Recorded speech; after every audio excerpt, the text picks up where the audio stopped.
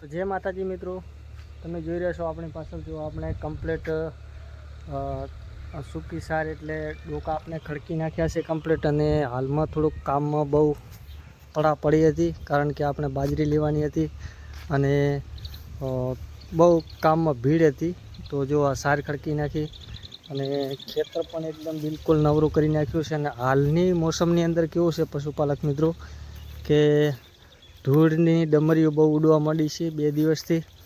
એટલે ખેતર આપણે ખેડી નાખ્યું છે અને જો આપણે આ પશુ અહીંયા બાંધી દીધા છે, કારણ કે ખુલ્લામાં બાંધવાથી ફાયદો શું છે, કારણ કે અહીંયા જે આપણે રજકો હતો એ ખાતર થઈ જાય.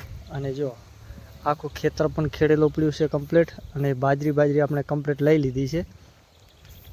તો ખરેખર પશુપાલક મિત્રો આપણે બાજરી પણ લઈ લીધી છે. અને જો સારે અહીંયા ખડકી દીધી છે, અહીંયા ડૂરું પડ્યું છે, ઓલી બાજુ હજી છે, અને કાલે આપણે ખડકવાની છે. અને કામમાં હાલની તારીખની અંદર બહુ પડા પડી છે અને મજૂર ક્યાં મળતા નથી. અને તકલીફ એવી છે કે કામમાં હાલ માણસો ક્યાં સેટ થતા નથી. એટલે તો પશુપાલક મિત્રો આજના વિડીયોની અંદર આટલું જ હતું. ફરી મળીશું કાલે નવા વિડીયોની અંદર.